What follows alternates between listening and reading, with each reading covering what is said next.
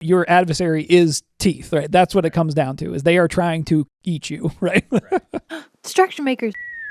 So we thought we'd sit down for a minute and talk a little bit about my game that's on Kickstarter right now. It's called Bullets and Teeth and Aliens. It is a 2 to 5 player cooperative card game about blasting space bugs and getting paid. Let's give a little rundown about how the game is played, and then we'll talk a little bit about its design.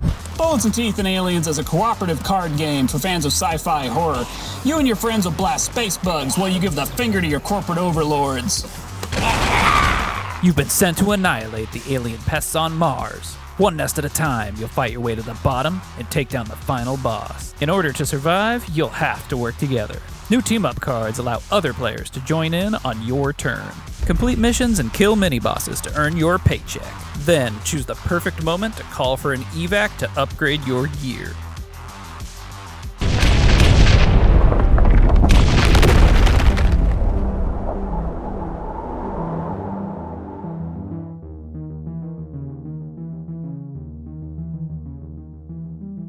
The game is played in asymmetrical turns. There's a bait card that is passed around the table that lets you know who's about to get eaten by the aliens. They pile up in the middle of the board as the game goes on, and those aliens are trying to kill the bait. So if it is your turn and you're not the bait, you get to play one card from your hand, which is trying to help the bait survive their turn. If you are the bait, you can play as many cards as you want from your hand, as long as they're the same type. And if you want to switch types during your turn, you have to use a special card called duct tape that then lets you change to a different bullet type. So then, if the bait survives their turn, they then pass the bait to the right, and turns continue to the left. The game will keep going around like that until you get through the missions deck to the final boss, defeat the final boss, and you've won the game. My guiding principle going into Bullets and Teeth and Aliens was, how do I make a robust experience where you are incentivized to work together to survive as a team? I remember when you guys first started working on the game too, and you said that it was going to be co-op. I had played Bullets and Teeth 1 a handful of times at that point, and so I was a little surprised at the shift in direction. And in particular, I think like at that time, my experience of co-op games was like pretty, I don't know, lukewarm, I guess. In that I feel like a lot of co-op games, what they do is like it's usually a lot of setup. Usually maybe it's like a longer game or something like that. And I think a lot of this is probably built around sort of D&D or tabletop RPG sort of structures. And I think that this is just naturally, I think, how you design things. But I think that you guys really, at some point, really just kind of brought it all down to single sitting at the table.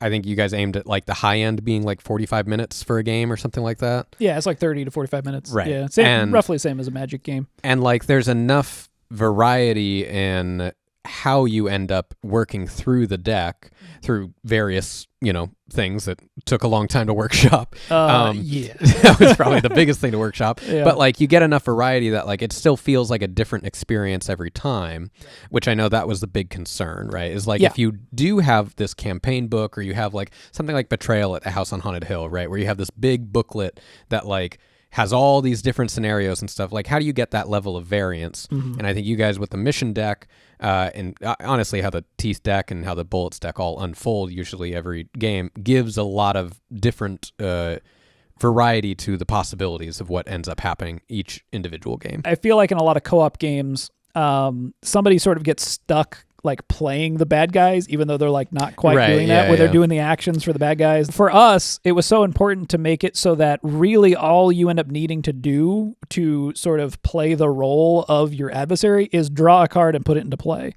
And like there's cascading effects from that, but really the only action you're doing is I draw it, I put it into play, I draw it, I put it into play. And then a robust puzzle is created that you as a team sort of need to solve every time there's a bait turn in order to survive. And I think you guys have a lot of workarounds to make it as seamless as possible while also making it really seem imposing, and like there isn't really a way of like gaming the system. It feels like it has a mind of its own, but like isn't like a thinking evil, if that makes sense, right? Yeah. It's this sort of naturalistic, like predator urge, right? Boom, boom, boom, boom. There's a bunch of aliens that sort of explode in front of you, and you now have to figure out how to deal with that situation. Right. Where they're all trying to kill you. It's right. not none of them are like, oh, I'm gonna like go sneak over here. They're just trying to kill you. Like yeah, right. And that's sort of in the name, right? Like bullets and teeth. Like they are, your adversary is teeth, right? That's what it comes down to, is they are trying to eat you, right? Right. In both games, there's a bit of output randomness in terms of like you're going to start make some decisions without complete information. This is something that I think is pretty important when you as a team can sort of share hands and information with each other, that you can't necessarily be able to see the totality of like, well, how do we survive all, like it's not all there out in front of you. You have to make decisions with imperfect information. Yeah. And so one of the things that we wanted to add to sort of offset some of that, there's two things. One is as you're completing missions, you earn psi coins, which is sort of the currency of the game. And then later you can use those to purchase upgrades. These upgrades that really change the way that you as a character build work. And then the other thing that we added was the reload mechanic. So once per game, you can flip over the bait card and then everybody gets to draw back up to their maximum hand size. And this was a way to sort of let a mulligan happen like halfway through the game almost. So if you're going to die and you're like, okay, we don't see any possible way out of this, let's reload. And then you get to have another go. It's funny because this actually stemmed from a literal like redo. Right. Yeah. The mechanic initially was the evac mechanic. Yeah. And the game was initially maybe designed to be a little bit longer, maybe multiple sessions, but maybe leaning just into being like an hour to an hour and a half. Yeah. And you guys had this mechanic where like, okay, all right, we're about to die. Instead of us dying, we're going to evac, and then like everything goes away. And everything goes away, you fly out, and then you buy upgrades and stuff. Yeah. And I think that somewhere down the line, as you guys were designing, you guys were kind of like looking at this and playtesting it and stuff, and you kind of came to the conclusion that like, do you even need this? Like, right, yeah. Like really what you're trying to do is have a soft reset, right?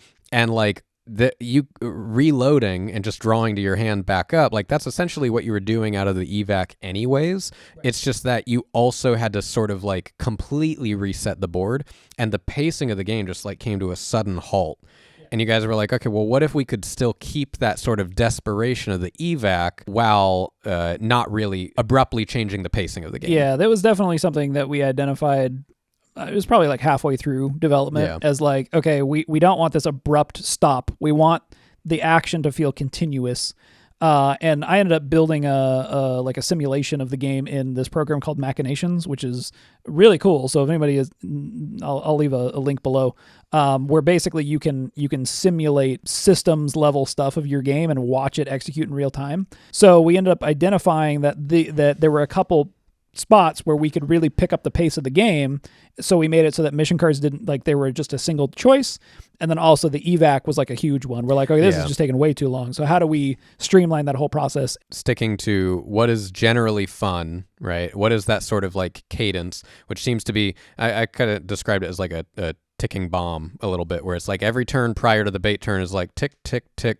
And then the boom is the bait turn. My personal favorite story of the design, and something I think like kind of sticks with me when I'm working on games now, is when you guys came to the conclusion of Exterminator. Oh yeah. And that for a long time you guys were designing this card and you knew you wanted it to be big. It was like the big rare weapon. Yeah. There's like 2 in the deck that you could encounter, and you just wanted it to kill like tons of aliens and be super epic. And I remember coming to test night one night, and you guys just got rid of all this text, all this build up to try and do it, and it just said kill all aliens. Yep. And that was it. And I remember we were looking at it and we were just like, oh, of course. Yeah. Like, yeah. Duh. Like, why would you not just have it do that? What's just the biggest thing we can do, and what's the simplest, coolest text I can put on a card? Yeah. It's been interesting kind of bringing it to like Commander game nights, seeing the sort of shift that ends up happening when people end up playing this game versus playing Commander. There's a lot of people that just naturally it clicks for them. I think a lot of your design sensibilities come from your experience with Magic, and so I think that sort of like extends into this game a little bit. Players sort of like